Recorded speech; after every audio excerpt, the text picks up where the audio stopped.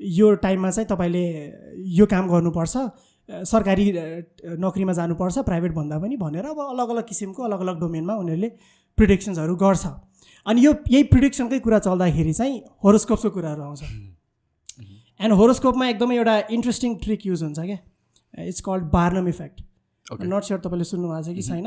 त्यो predictions are extremely vague and they pretty much apply to everyone. In fact I can show it, prove it to you right now. So national newspaper छ होइन, होरोस्कोपको column चाहिँ pretty much सबै न्युज पेपर्समा हुन्छ नै, राइट? सबैमा होरोस्कोप लेखेको हुन्छ, ठिक छ? अब let me read out some है त। Libra for example, it says listen to your gut and intuition this morning and afternoon भनेर भनेको छ। नाउ यस्तो स्टेटमेन्ट जुन छ नि, it will feel like it is applying very much to you, but it is equally applying to me also and everybody else out there, होइन? यस्तो स्टेटमेन्ट्सलाई चाहिँ साइकोलोजीमा बार्नम स्टेटमेन्ट्स भनेर भन्छ क्या। So what they do is they use a very subtle psychological trick. They use Barnum statements and they mix it with a little bit of confirmation bias so that it feels like यो statement चाहिँ मलाई नै भनेको हो या particular हरोस्कोपलाई नै भनेको हो र अप्लाई हुन्छ भन्ने जस्तो लाग्छ क्या। But it applies generally to everyone, होइन? हल्का फुल्का पोजिटिभ स्टेटमेन्ट्सहरू राखिदियो, a little bit of negative statements, mix it with confirmation bias, अनि त्यसपछि चाहिँ अझ झन् टाइम फ्रेमहरू राख्यो भने त ठ्याक्कै मिल्छ फेरि। मर्निङ आफ्टरनुन इभिनिङ भनेर राख्थ्यो भने एकदम के मान्छेले पत्याउने। So yeah listen to your gut and intuition this morning and afternoon, trusting in yourself and the universe can seriously elevate your manifestation game, though you'll need to couple hard work and organization with any major ambitions you've set for yourself. Now this is equally true for everyone. True. Next, this was of Libra. Next, Gemini is a mirror sign. Let's read it out. Take a moment to recite positive affirmations to yourself this morning. Time frame and the Barnum statement you see. It applies to everybody pretty much. Right. I know majority of people. Watch out for jealousy within yourself and others later in the afternoon. Abhi hernu hai. Statement hernu and tesko last ma ke jodeko cha. Afternoon time frame jodeko cha ni. It makes it sound so legit kya. I know. And this is ke bhane cha. Afternoon, you'll sense a shift this evening, pushing you to up your wellness game as the weekend kicks off. Virgo ko.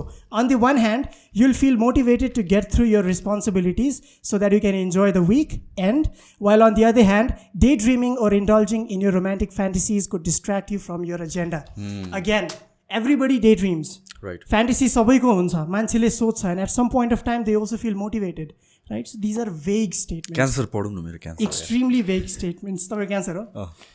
Kile asa cancer chai. Yeah. Tapping into your spirituality can help you resolve heavy emotions, making the perfect occasion to kick off your day with a bit of meditation. This is equally applicable to me also, Gemini also, Taurus also, Aries also. Everyone. Right? And this was check in with your heart later in the afternoon, threatening to trigger, again afternoon bhanne word focus garnu hai, afternoon threatening to trigger moodiness if you feel undervalued bhanera bhane. So obviously everybody needs to do that. I know moodiness bhayo bhane you have to check in yourself, right? So yo त्यही नै हो, Barnum effect, confirmation bias, nothing else. If that is not convincing enough, I have one more. Let's have a look at that. है यो चाहिँ it's another national daily, यो आजकै newspaper हो by the way. यसमा के भनेको छ, एउटा एकदमै फनी छ, लिब्राकै हेरौँ है त। यसमा छुट्टै थियो by the way है, राइट ओके, यसमा छुट्टै थियो है, प्रिडिक्सन चाहिँ यसमा छुट्टै छ। So let's have a look.